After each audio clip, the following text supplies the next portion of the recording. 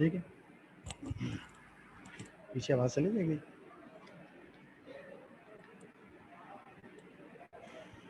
السلام علیکم ورحمۃ اللہ وبرکاتہ.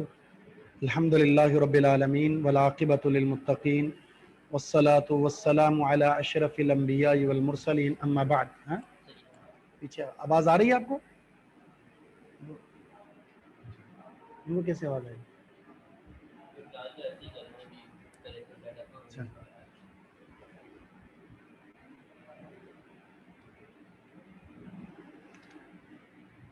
ساؤنڈ کہاں سے بند ہوگی؟ یہ چیٹ یہیں سے بند ہوگی نا.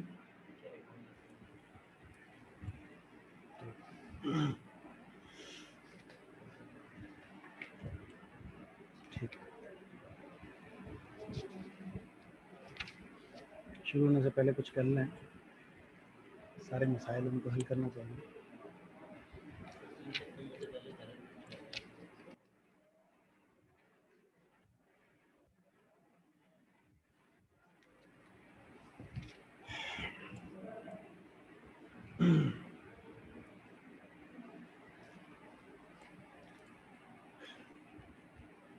الحمدللہ والصلاة والسلام علی من لا نبی بعدہ.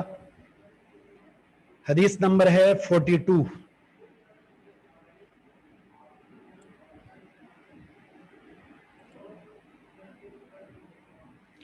عن عائشہ رضی اللہ تعالی عنہا قالت کان رسول اللہ صلی اللہ علیہ وسلم یتکئ فی حجری وانا حائض فیقرأ القرآن. متفق علیہ. متفق علیہ یعنی بخاری اور مسلم. بخاری کتاب الحیض کے اندر اور مسلم کتاب الحیض، دونوں ایک ہی عنوان سے جو کتب ہیں ان کے اندر یہ حدیث موجود ہے. عمومی طور پر جو گھریلو مسائل ہیں میاں بیوی کے درمیان یا عورت کے مخصوص جو معاملات ہیں، اس حوالے سے جو تفصیلات ہیں وہ ام المومنین عائشہ صدیقہ رضی اللہ تعالی عنہا سے مروی ہیں، اس لیے ان کو محدثہ کہا جاتا ہے. عائشہ صدیقہ رضی اللہ تعالی عنہ فرماتی ہیں کہ رسول اللہ صلی اللہ علیہ وسلم یتکئ فی حجری وانا حائض فیقرأ القرآن. رسول اللہ صلی اللہ علیہ وسلم میری گود میں ٹیک لگایا کرتے تھے. حجر گود کو کہتے ہیں. اور یتکئ کا معنی ہوتا ہے ٹیک لگانا، سہارا لینا. نبی علیہ السلام میری گود کا سہارا لیا کرتے تھے یا میری گود میں ٹیک لگایا کرتے تھے. وَأَنَا حَائِضٌ، حال یہ ہے کہ میں حالت حیض میں ہوا کرتی تھی ایام مخصوصہ میں، اور اس حالت میں رسول اللہ صلی اللہ علیہ وسلم فَيَقْرَأُ الْقُرْآنَ، قرآن کریم کی تلاوت فرمایا کرتے تھے.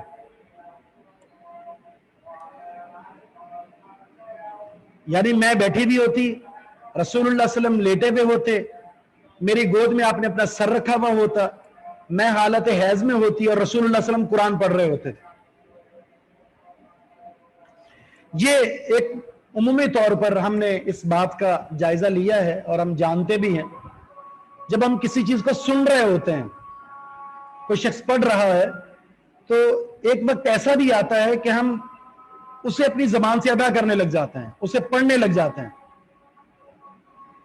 اسی وجہ سے اس حدیث سے یہ بھی استدلال کیا گیا ہے، اس حدیث سے اس موقف کو بھی اختیار کیا گیا ہے کہ حائضہ عورت حالت حیض میں وہ قرأت کر سکتی ہے.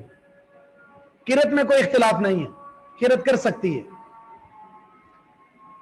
دلیل یہ بھی ادلہ میں سے ایک دلیل ہے کہ رسول اللہ صلی اللہ علیہ وسلم کا قرآن پڑھنا عائشہ صدیقہ رضی اللہ تعالیٰ عنہ کی گود میں سر رکھ کر اس بات کی دلیل ہے کہ عائشہ صدیقہ بھی رسول اللہ صلی اللہ علیہ وسلم کے قرآن کو سن کر قرآن پڑھتی ہوں گی. صرف مسئلہ جو مختلف فی ہے وہ ہے مصحف کو چھونے کے تعلق سے. اس میں بھی جیسا کہ میں نے پچھلے درس میں بتایا تھا، ایک حدیث ایسی ہے جس حدیث سے بعض اہل علم نے یہ استدلال کیا ہے کہ عورت حالت حیض میں بھی قرآن کریم کو چھو سکتی ہے. دلیل کیا ہے؟ دلیل یہ ہے نبی علیہ الصلوۃ والسلام نے، صحیح بخاری کی حدیث ہے، عائشہ صدیقہ سے فرمایا تھا کہ مجھے مصلی دو، مجھے مصلی دو، میں نے نماز پڑھنی ہے. تو عائشہ صدیقہ نے جواب دیا تھا کہ میں حالت حیض میں ہوں، ایام مخصوصہ میں ہوں. اے اللہ کے رسول، میں تو مخصوص ایام کے اندر ہوں. تو نبی علیہ السلام نے ایک جواب دیا تھا، اور وہ جواب دلیل ہے. جواب یہ تھا، لیست حیضتکی فی یدکی. آپ نے فرمایا تھا عائشہ، جس خون کی تم بات کر رہی ہو، جس حالت کی تم بات کر رہی ہو، یہ تمہارے ہاتھوں میں نہیں لگا. یعنی یہ مخصوص حصہ ہے جس کو ہم کہہ سکتے ہیں اس خون کی وجہ سے نجس ہے، وگرنہ تمہارا وجود تو نجس نہیں ہے، یہ تمہارے ہاتھ پر تو نہیں لگا. ہاتھ تمہارے پاک ہیں، اس پاک ہاتھوں سے تم مصلی مجھے دے سکتی ہو. اس حدیث سے دلیل ہے کہ ہاتھ پاک ہیں، مصلی دیا جا سکتا ہے. تو ہاتھ پاک ہیں تو مصحف کو بھی تھاما جا سکتا ہے. رہی بات یہ کہ ہم بات کرتے ہیں اولا بات کیا ہے، بہتر بات کیا ہے، احسن طریق کیا ہے. احسن طریق، احسن بات، احسن عمل، زیادہ بہتر طریق یہ ہے کہ انسان ڈائریکٹ نہ چھوئے، کپڑے کے ساتھ، کسی گلوز کے ساتھ اس کو تھامے، یہ زیادہ بہتر ہے. اس طرف جایا جائے تو اس میں احوط طریق یہی ہے، احتیاط یہی ہے، باقی گنجائش موجود ہے.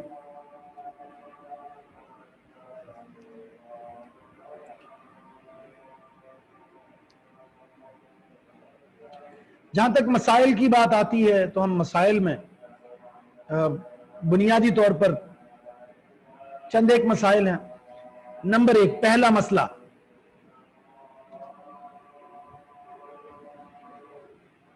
حائضہ بیوی کی گود میں سر رکھ کر قرآن کریم کی تلاوت کرنا جائز ہے.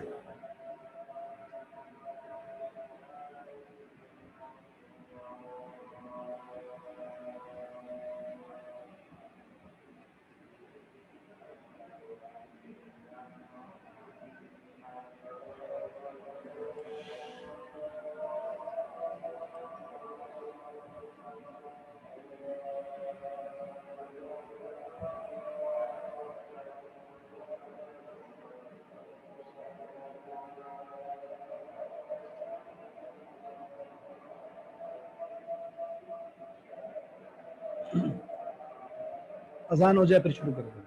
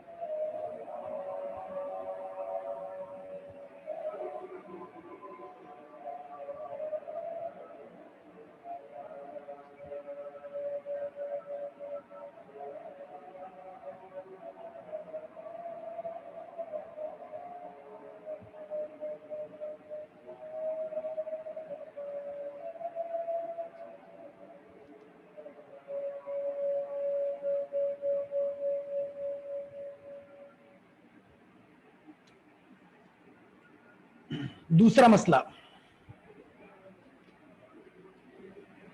حائضہ عورت قرآن کریم کو سن سکتی ہے بالاتفاق. حائضہ عورت قرآن کریم کو سن سکتی ہے بالاتفاق.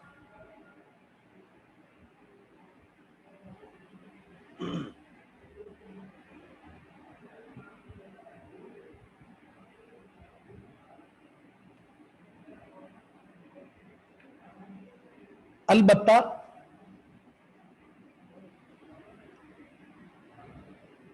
مصحف پکڑ کر تلاوت کرنے میں اختلاف ہے.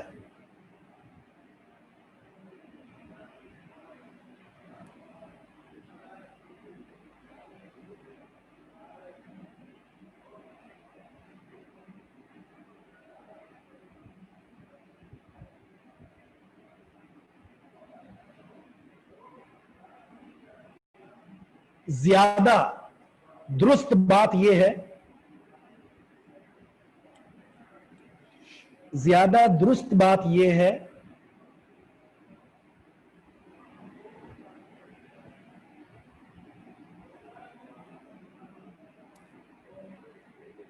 किसी कपड़े के साथ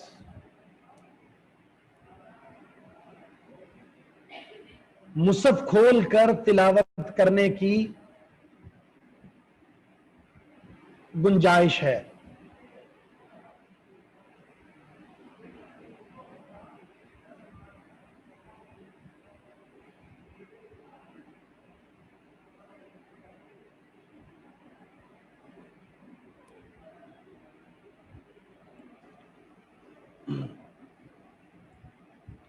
नंबर 3, तीसरा मसला,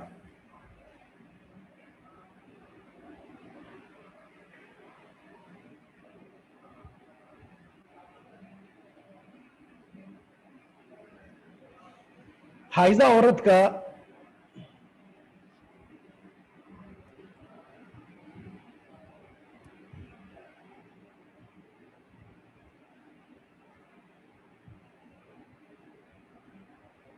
जाहिरी जिस्म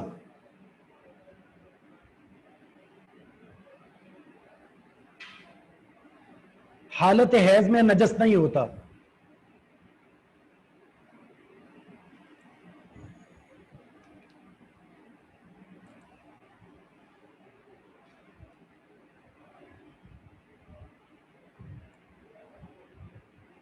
इसका मतलब यह है कि इन अय्याम मखसूसा में उसका पूरा वजूद, जिस तरह के यहूदी ये समझते थे कि ये औरत नजस हो गई है लिहाजा उसको अलग कर देते थे, कमरे में बंद कर दिया, जब तक वो इन अय्याम में है उनके हाथ से पकी हुई कोई चीज नहीं लेते थे, ना इस्तेमाल करते थे, ना उनसे खिदमत लेते थे। इस्लाम ने इस हुक्म को रद्द कर दिया है। हत्ता कि आपने पीछे पढ़ लिया अल्लाह के रसूल का ताल्लुक इन अय्याम में अपनी प्यारी ज़ौजा उम्मुल मोमिनीन आयशा सिद्दीका के साथ क्या होता था। वो इस बात की तर्जुमा नहीं करता है कि औरत का इन अय्याम में भी जो जाहिरी जिस्म है वो नजस नहीं है, सिवाय उस मकाम के जहां पर ये खून लगा है। जहां ये नजासत वाला खून लगा है वो जगह नजस है, इसके अलावा उसका पूरा जिस्म पाक है। सिर्फ हुक्मन नजस कह सकते हैं कि उसको नहाना है, हुक्मन नजस है, जाहिरन नजस नहीं है, सिवाय उस जगह के जहां खून लगा है। इस वजह से हाथ उसके पाक हैं तो आप उससे खिदमत ले सकते हैं, पकी हुई चीज खा सकते हैं, उसका जूठा पी सकते हैं, उसका जूठा इस्तेमाल कर सकते हैं, कोई हर्ज नहीं है इसमें। वजह सिर्फ यही है कि उसका जाहिरी जिस्म नजस नहीं होता।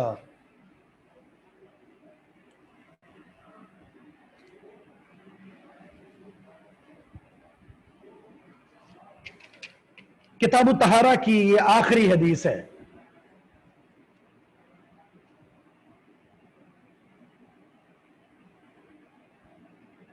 हदीस नंबर है 43, सही बुखारी किताबुल हैज के अंदर है और सही मुस्लिम के अंदर भी किताबुल हैज के अंदर है। दोनों किताबों में ये हदीस मौजूद है और इस किताब तहारा की, इस किताब के किताब तहारा की आखिरी हदीस है और ये बड़ी अहम हदीस है। इस हदीस की जो राविया हैं वो है मुआदा अन मुआदत बिन्त अब्दिर रहमान।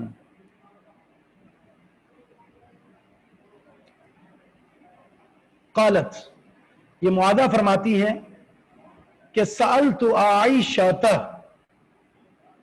मैंने आयशा सिद्दीका रज़ी अल्लाह तआला अन्हा से सवाल किया।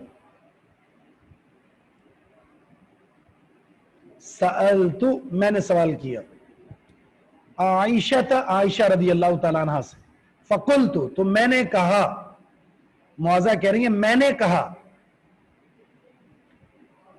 क्या कहा, मा बालुल हाइदी, क्या मामला है हाइजा औरत का,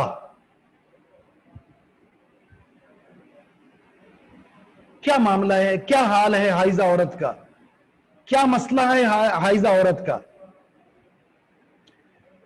तक़दी सौमा, कि वो रोजे की तो कज़ा देती है, وہ روزے کی تو قضا دیتی ہے، ولا تقضی الصلاۃ،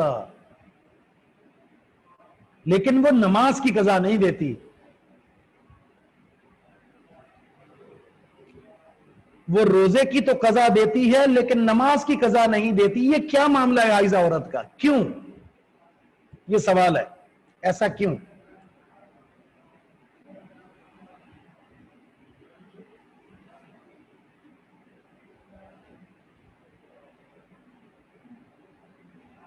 اشکال اس لیے پیدا ہوا کہ روزہ بھی فرض ہے، نماز بھی فرض ہے. روزے کی زیادہ اہمیت ہے یا نماز کی؟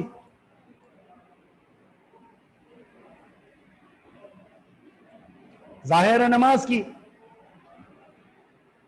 کیونکہ اسلام میں داخل ہونے کے بعد صرف ایک چیز ہے جو کسی کے مسلمان ہونے پر دلالت کرتی ہے، وہ ہے نماز. صرف ایک چیز، نماز، جو کسی بھی شخص کے مسلمان ہونے پر دلالت کرتی ہے. روزے کی کوئی ظاہری پہلو تھوڑی ہے. روزہ رکھنے والا اور نہ رکھنے والا دونوں میں فرق نہیں ہو سکتا. خفیہ عبادت ہے، یہ سر ہے، راز ہے. نماز ایک ظاہری پہلو ہے جو نظر آ رہا ہے، وضو کرتا ہوا نظر آتا ہے، نماز پڑھتا ہوا نظر آتا ہے، مسجد کی طرف جاتا ہوا نظر آتا ہے، وہ نکلتا ہوا نظر آتا ہے. اس کی پہچان ہے، اس لیے زیادہ اہمیت تو نماز کی ہے، لیکن اس کی قضا نہیں ہے، روزے کی قضا ہے. حیرت میں ڈالنے والی چیز تھی، اس سے سوال کر دیا.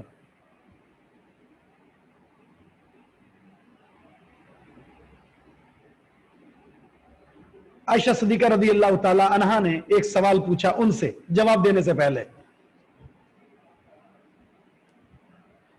فقالت، انہوں نے کہا، یعنی عائشہ صدیقہ نے کہا، احروریت انتی، احروریت انتی، کیا تو حروریہ ہے؟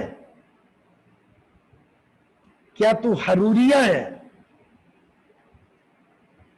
حرورہ، حرورا یہ بستی ہے ایک،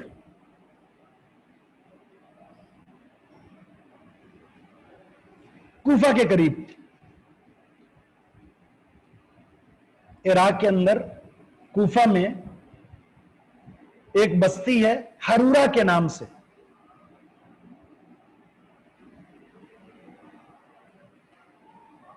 وہاں کے رہنے والوں کو حروریہ کہا جاتا ہے، اور وہاں خوارج رہتے ہیں، خوارج.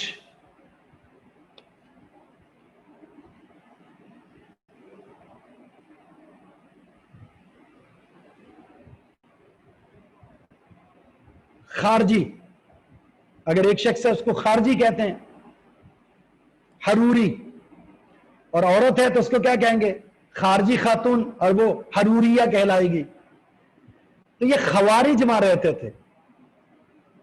خوارج کے نظریات میں ایک تو شدت پسند ہیں، یہ لوگ اسلام دشمن، کفر کے فتوے لگانے والے، فلاں خارجی فلاں خارجی، اسلام سے خارج کرنے والے یہ لوگ. ان کا نظریہ تھا کہ جس طرح روزے کی قضا ہے اسی طرح نماز کی قضا بھی ہے. یہ خوارجیوں کا نظریہ تھا. جس طرح روزے کی قضا ہے اسی طرح نماز کی قضا بھی ہے.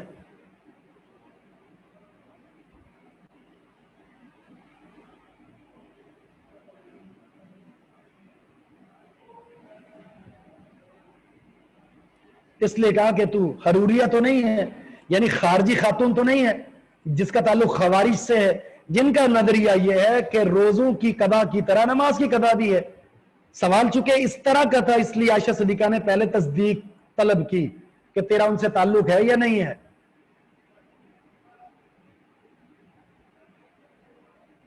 جواب آیا، فقلت، تو معاذہ کہتی ہیں میں نے کہا، لست بحروریت، میرا حروریہ سے کوئی تعلق نہیں ہے،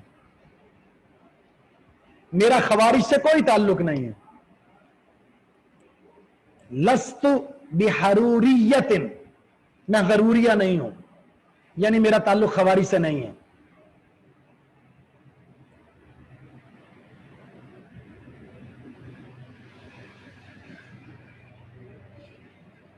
وَلَكِنِّي أَسْأَلُ، لیکن میں سوال کر رہی ہوں، مجھے اس سوال کا جواب چاہیے، کیا روزوں کی طرح نماز کی قضا ہے یا نہیں ہے؟ میرا تعلق خوارج سے، غروریہ سے بالکل نہیں ہے۔ تو عائشہ صدیقہ رضی اللہ تعالیٰ عنہ نے جواب دیا، اب فقالت، جواب دیا، کان یصیبنا ذالک، عائشہ صدیقہ رضی اللہ تعالیٰ عنہ جواب دے رہی ہیں، کان یصیبنا ذالک، ہمیں یہ مسئلہ لاحق ہوتا تھا، یعنی حالت حیض کا مسئلہ ہمیں لاحق ہوتا تھا، حیض کا مسئلہ ہمیں درپیش ہوتا تھا، یعنی جب بھی ہمیں حیض کا مسئلہ لاحق ہوا، حیض کا مسئلہ درپیش ہوا، فَنُؤْمَرُ بِقَضَاءِ الصَّوْمِ، ہمیں روزے کی قضا کا حکم دیا جاتا تھا، ہمیں روزے کی قضا کا حکم دیا جاتا تھا، وَلَا نُؤْمَرُ، اور ہمیں حکم نہیں دیا جاتا تھا، بِقَضَاءِ الصَّلَاةِ، نماز کی قضا کا۔ روزے کی قضا کا حکم ملتا تھا، نماز کی قضا کا حکم نہیں ملتا تھا، یعنی روزے کی قضا ہے، نماز کی قضا نہیں ہے۔ ظاہر ہے روزے کی قضا کا حکم کون دیتا تھا؟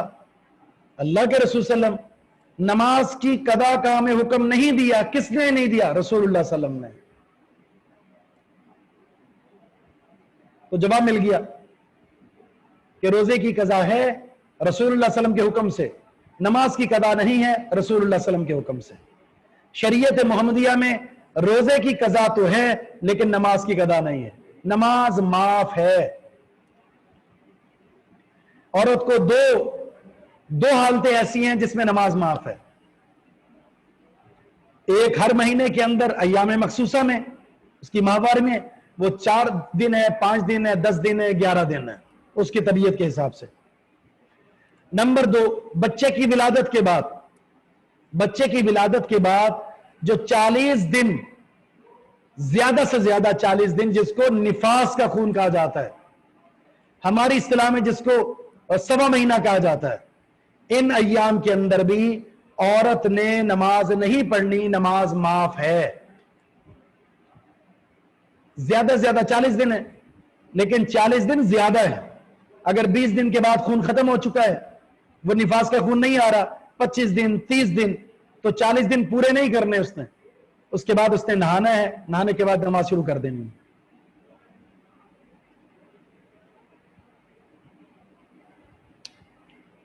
اسی وجہ سے ایک حدیث جس میں رسول اللہ صلی اللہ علیہ وسلم نے فرمایا عورت 2 اعتبار سے ناقص ہے، صحیح بخاری کی حدیث ہے نا، 2 اعتبار سے ناقص ہے۔ یہ حدیث سنائی تھی شیخ عباس کو، یہ پسند نہیں آیا تو ہمیں ناقص کہہ دیا، تو ہم نے نہیں کہا، وہ اللہ کے رسول نے فرمایا تھا۔ ایک عقل کے اعتبار سے اور دوسرا دین کے اعتبار سے۔ عقل کے اعتبار سے ناقص خود قرآن میں بھی موجود ہے، عورت کو بھولنے کی زیادہ عادت ہے، یعنی وہ بھول جاتی ہے، اس لیے عورت کی 2 عورتوں کی گواہی 1 مرد کے برابر ہے۔ کسی بھی مسئلے میں 2 گواہ مرد چاہیے، اگر 1 مرد موجود ہے تو پھر اس 1 مرد جو موجود نہیں ہے اس کے مقابلے میں 2 عورتیں ہونی چاہیے، 2 عورتیں اور 1 مرد، یہ گواہی میں برابر ہے۔ دین کے اعتبار سے نقص، یہ 2 وجوہات آپ نے جان لی ہے۔ ہر مہینے 7 دن 8 دن 10 دن اس نے نماز نہیں پڑھنی ایام مخصوصہ میں، اور پھر ہر بچے کی ولادت کے بعد وہ 30 دن یا 40 دن، زیادہ سے زیادہ 40 دن تک نمازیں معاف ہیں، نمازیں معاف ہیں۔ یہ جو معافی کا سلسلہ ہے اللہ کی طرف سے ایک رخصت، مرد کے لیے نہیں ہے، مرد نے نماز پڑھنی ہی پڑھنی، اس پر ایسا کوئی دن نہیں ہے جس میں اس میں نماز معاف ہے. تو ظاہر ہے اس اعتبار سے وہ عورت کے مقابلے میں زیادہ ہو گیا دین میں، اس لیے یہ عقل اور دین کے اعتبار سے مرد کے مقابلے میں اس دو زاویوں سے وہ ناقص ہے.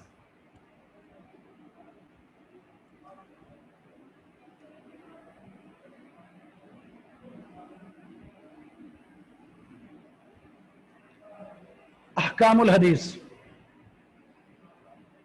مسائل. نمبر 1، پہلا مسئلہ،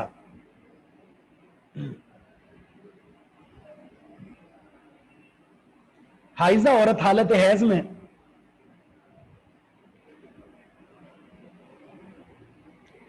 حائضہ عورت حالت حیض میں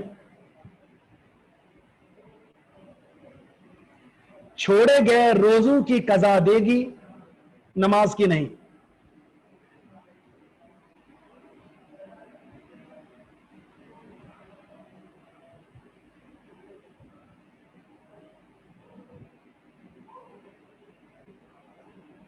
حائضہ عورت حالت حیض میں چھوڑے گئے روزوں کی قضا دے گی لیکن نمازوں کی نہیں.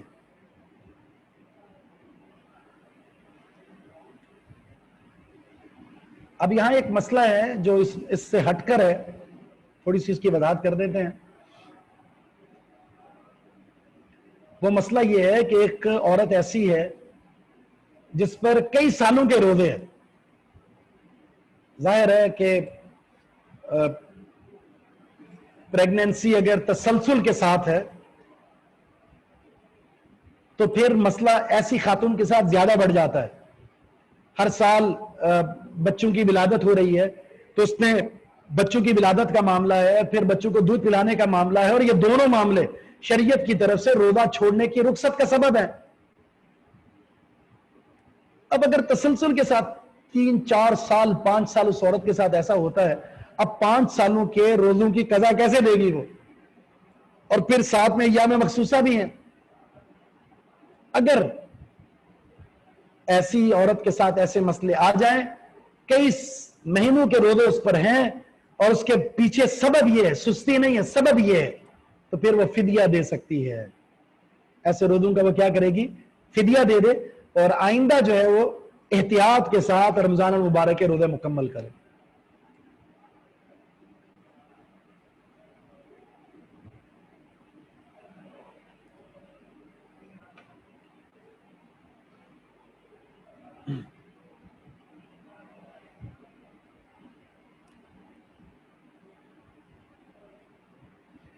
تو یہ ایک مسئلہ تھا. دوسرا مسئلہ،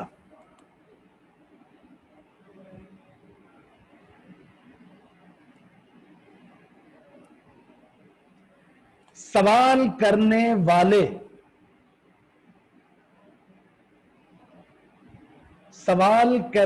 والے کا مسئلہ سن کر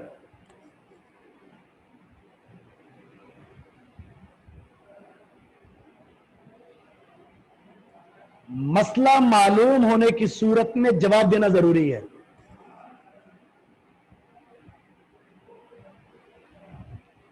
مسئلہ معلوم ہونے کی صورت میں جواب دینا ضروری ہے.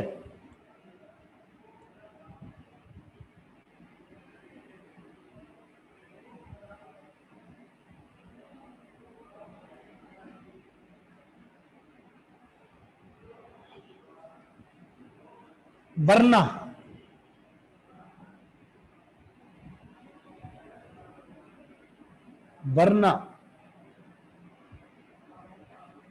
علم چھپانے کی شدید وعید ہے. ورنہ علم چھپانے کی شدید وعید ہے.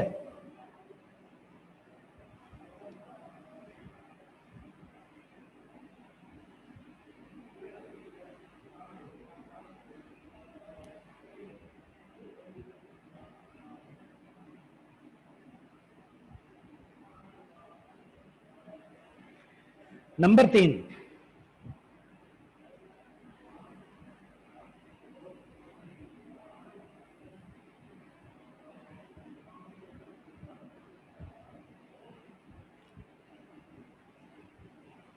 حیض کے ایام میں عورت کو نماز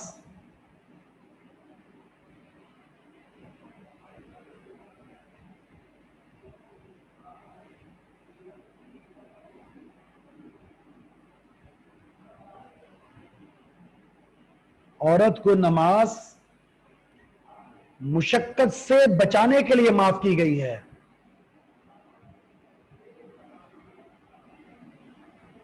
مشقت سے بچانے کے لیے معاف کی گئی ہے.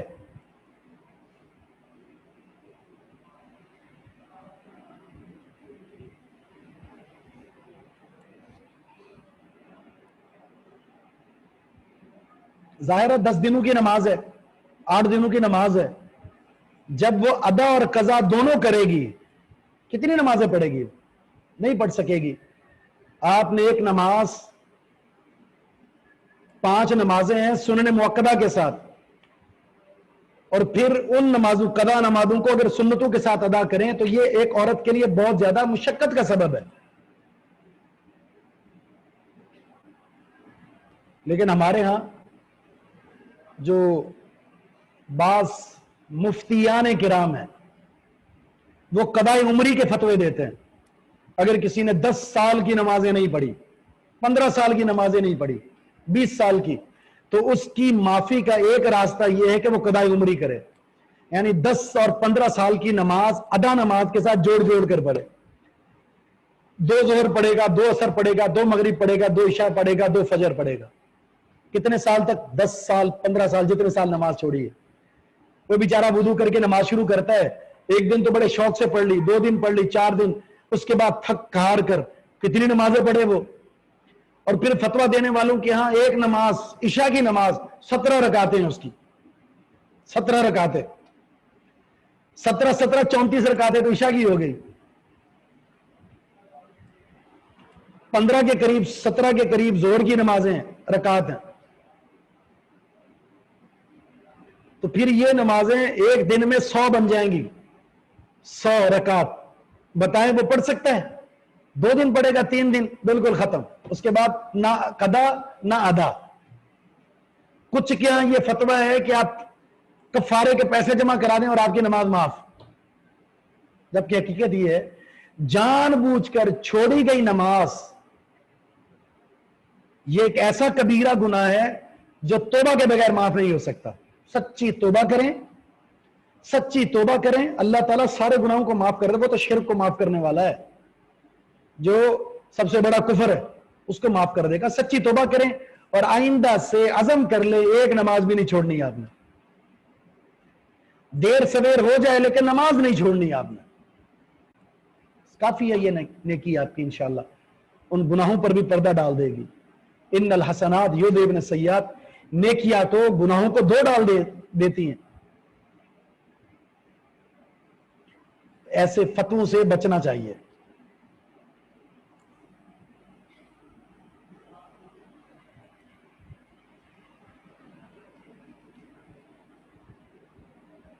چوتھا مسئلہ،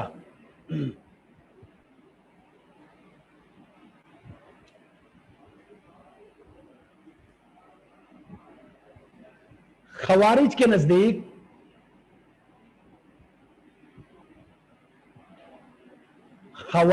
نزدیک حائضہ عورت نمازوں کی قضا بھی دے گی.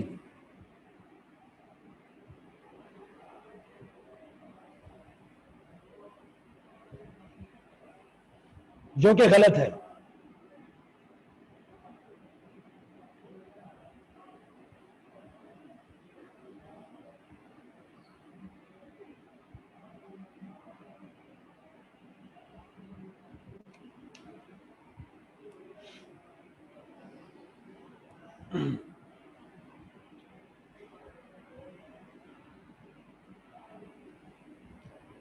نمبر 5،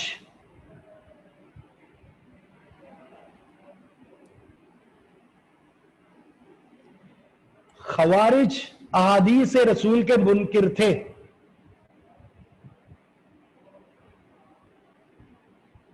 خوارج احادیث رسول کے منکر تھے.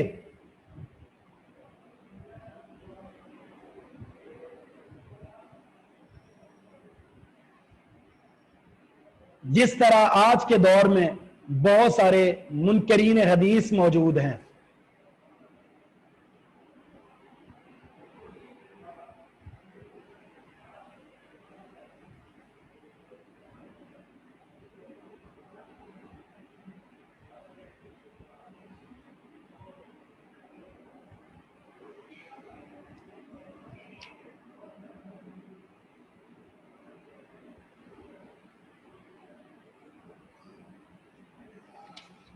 ٹھیک ہے، تو یہ ہے وہ مسائل جو باب الحیض کے اندر آپ نے پڑھے. تو اس طرح بحمداللہ تعالی 43 احادیث پر مشتمل کتاب الطہارہ پائے تکمیل کو پہنچا.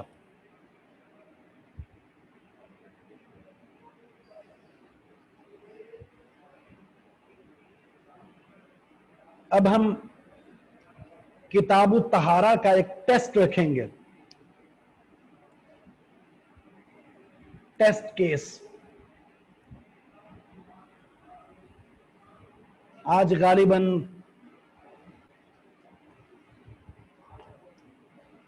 8 تاریخ ہے.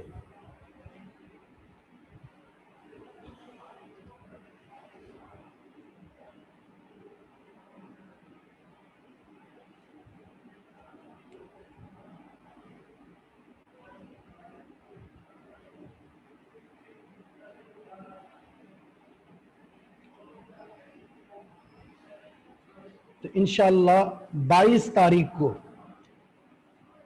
22 ستمبر کو نوٹ کر لیں آپ سب، کتاب الطہارہ کا امتحان ہوگا. یہ امتحان در حقیقت آپ کے اصلی امتحان کی تیاری کے لیے ہوگا. اور طریقہ امتحان کیا ہوگا انشاءاللہ آپ کو بتا دیا جائے گا. آپ نے ان احادیث کو پڑھنا ہے ترجمے کے ساتھ، اور جو مسائل آپ کو لکھوائے ہیں وہ مسائل آپ نے یاد کرنے ہیں.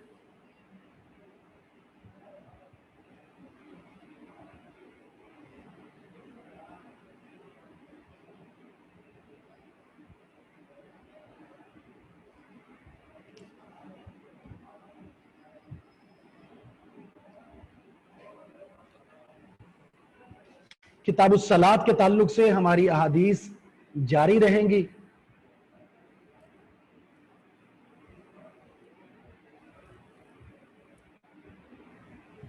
پیپر ہوگا، پیپر انشاءاللہ آپ لوگ نے لکھ کر دینا ہے.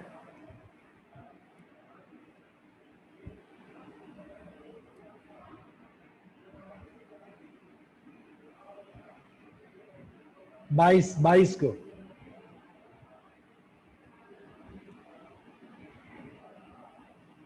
نہیں، روات کے نام یاد کرنے کی ضرورت نہیں ہے آپ کو. بس ایک پیٹرن میں آپ کو بتا دیتا ہوں. مثلا ایک سوال تو یہ ہوگا، حدیث لکھی ہوگی، ترجمہ کریں، مسائل لکھیں. اس حدیث میں کیا مسائل نکلتے ہیں؟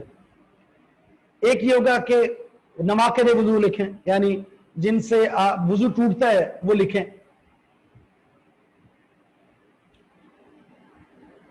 کن چیزوں سے غسل واجب ہوتا ہے لکھیں. غسل جنابت کا طریقہ لکھیں. حالت حیض میں عورت کے لیے شرعی احکام کیا کیا ہیں وہ لکھیں. یہ سوالات اس طرح بنیں گے. اگر آپ چاہتے ہیں کہ آپ کا ایک ہی سوال بنے تو وہ بھی بن سکتا ہے، کتاب الطہارہ کے سارے مسائل لکھ دیں، یہ بھی بن سکتا ہے.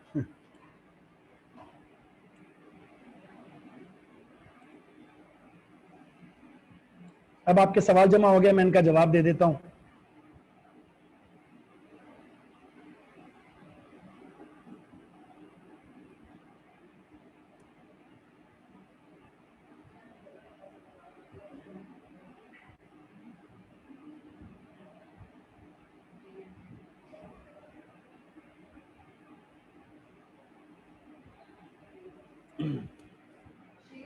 جی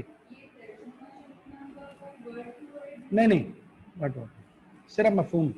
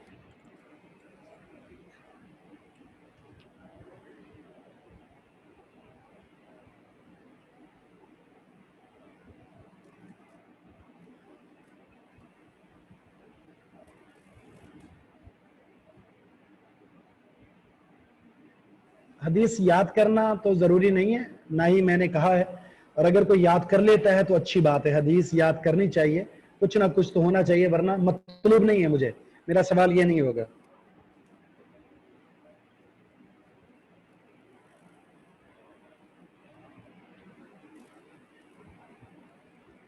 ہاں جی، جو عید کی نماز ہے اس میں حالت حیض میں عورت کو یہ حکم ہے کہ وہ مسلمانوں کی دعا میں شامل ہو جائے۔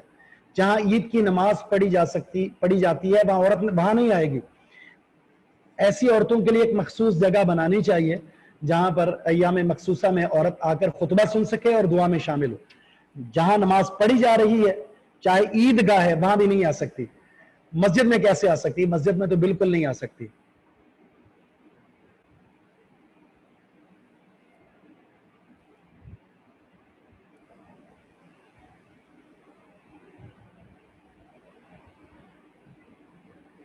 نہیں، راوی کا نام یاد نہیں کرنا آپ نے۔ پیپر کیسے ہوں گے بتا دیا میں نے۔ کلاس تو ہوتی رہے گی، کلاس نہیں روکے گی، ہم اگلی کلاس میں کتاب الصلاۃ سے شروع کریں گے، بس آپ لوگ جو ہے تیاری کرتے رہیں۔ عربی میں حدیث یاد کر لیں تو اچھی بات ہے، ورنہ ضروری نہیں ہے۔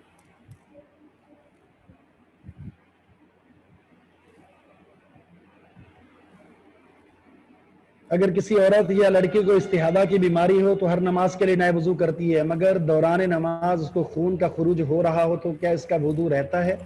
جی ہاں، نماز کے دوران خون نکلتا بھی رہے تو اس کا وضو ہے، اس نماز کے لیے، اگلی نماز کے لیے نہیں، صرف اسی نماز کے لیے۔ فرض اور سنت اسی وضو سے پڑے گی، البتہ اگلی نماز کے لیے اسے نئے وضو کرنا ہوگا۔ یہی حکم، جس طرح استحاضہ کا یہ حکم ہے، یہی حکم اگر کسی کو بواسیر کی بیماری ہے، اگر کسی کو گیس کی بیماری ہے، یہی حکم ہے سب کا۔ لیکوریا کی بیماری ہے، یہی حکم ہے اسے۔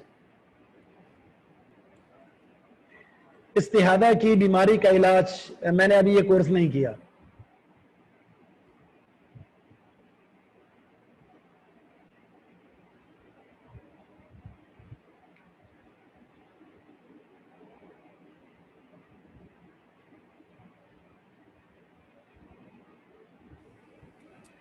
جی اردو میں لکھنا ہے، آپ کو کوئی اور زبان آتی ہے اس میں بھی لکھ سکتے ہیں۔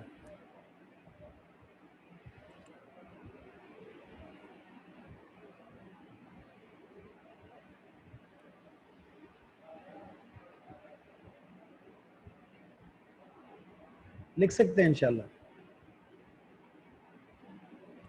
قرآن کو لیٹ کر پڑھ سکتے ہیں، بالکل اچھا سوال ہے آپ کا، بہت اچھا سوال ہے، اور یہ حدیث سے آپ کو پتا چلا اللہ کے رسول لیٹ کر قرآن کریم کی تلاوت کر رہے ہیں، اس میں بے ادبی کا کوئی پہلو نہیں ہے۔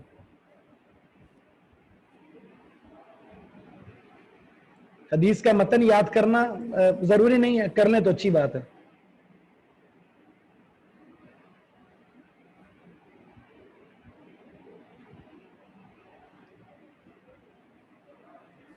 حدیث کے 43 حدیث کے راویہ کا نام ہے معاذہ بنت عبد الرحمن۔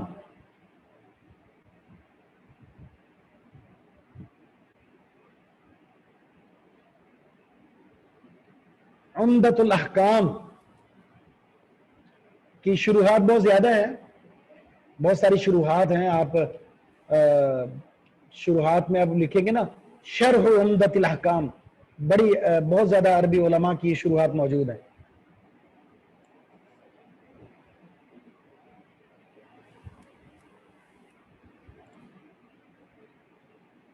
جی آن سائٹ شروع ہو گیا معاملہ، اگر کوئی آنا چاہے تو بالکل آ سکتا ہے۔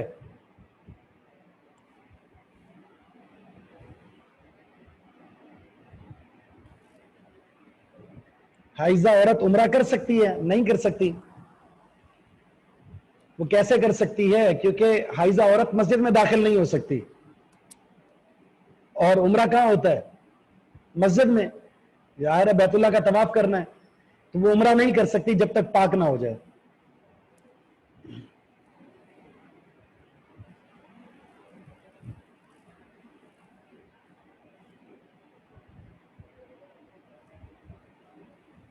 جی لکھ سکتے ہیں بالکل۔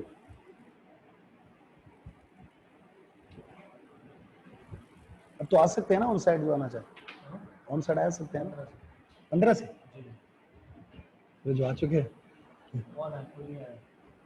اچھا ٹھیک ہے ٹھیک ہے ختم کر رہے ہیں ٹھیک ٹھیک ہاں صحیح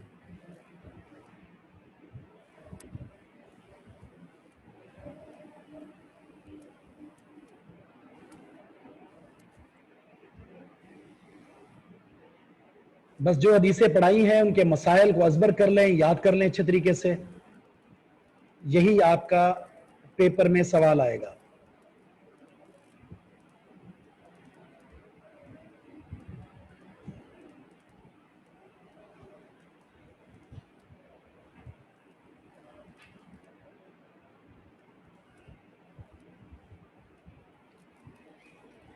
کتاب و طہارت سے متعلق کوئی سوال ہو تو پوچھ لیں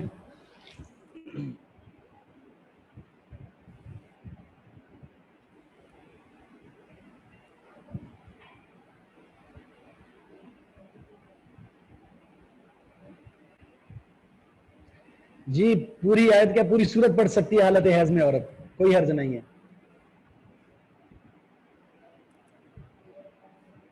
اوپن بک نہیں ہوگا جی اوپن ماؤتھ ہوگا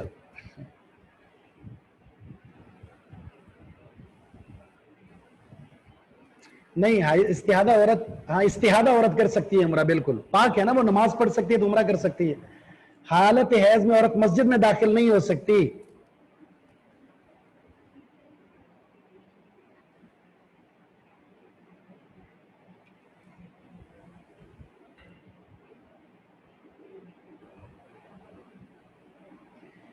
وہ طریقہ کار یہی ہوگا کہ انشاءاللہ آپ جو ہے آپ لوگوں کا جو واٹس ایپ گروپ بنا ہوا ہے اس پہ آپ نے وہ سینڈ کر دینا ہے وہ مجھے موصول ہو جائے گا کسی نہ کسی طریقے سے انشاءاللہ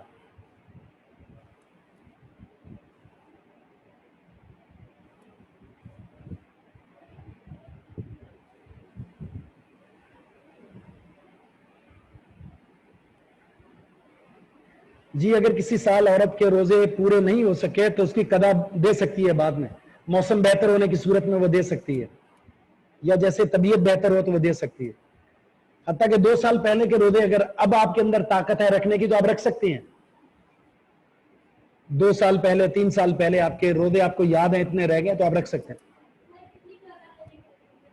قضا فدیہ ایک روزے کا فدیہ جو ہے وہ 1 مسکین کا کھانا ہے 1 ٹائم کا اور اگر وہ نہیں دے سکتا تو ایک حدیث میں آتا ہے کہ آپ نصف سا یعنی آدھا سا کا مطلب ہے 1.5 کلو تقریباً آپ آٹا دے دیں چاول یا آٹا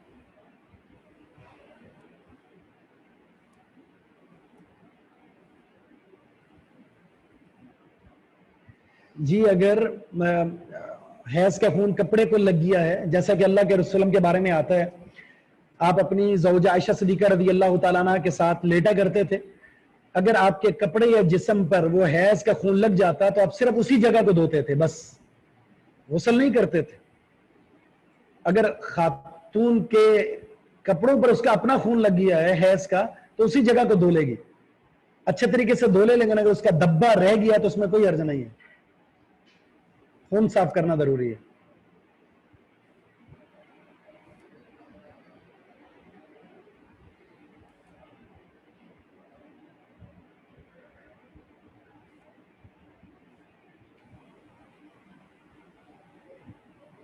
سوال کم بس آپ کے جو سوال امتحان میں آئیں گے آپ صرف اسی کی جواب کی تیاری کریں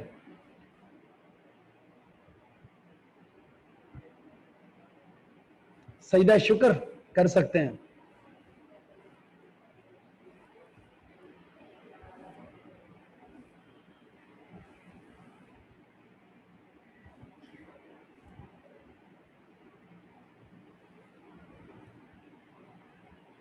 جی نفاس کی نماز بھی معاف ہے. بہت ساری خواتین کا سوال ہے شاید وہ نفاس خون نہیں جانتی. میں نے بتا دیا بچے کی ولادت کے بعد آنے والا خون اس کو نفاس کا خون کہتے ہیں, اس میں نماز معاف ہوتی ہے. زیادہ سے زیادہ اس کی مدت 40 دن ہے, کم سے کم کی کوئی مدت نہیں ہے. ہو سکتا ہے کسی عورت کو 20 دن کے بعد نہ آئے, 15 دن کے بعد نہ آئے, 25 دن کے بعد نہ آئے. جب خون بند ہو گیا, چاہے وہ 20 دن ہے 25 دن ہے, نہانے کے بعد وہ نماز شروع کر دے گی. 40 دن پورا کرنا ضروری نہیں ہے.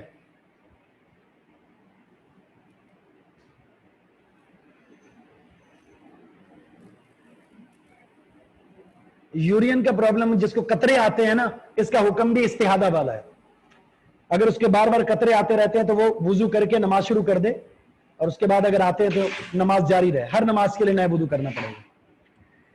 ٹھیک ہے جی, چلیں اسی پر اختتام کرتے ہیں. سبحانک اللہم و بحمدک اشہد ان لا الہ الا انت استغفرک و اتوب الیک.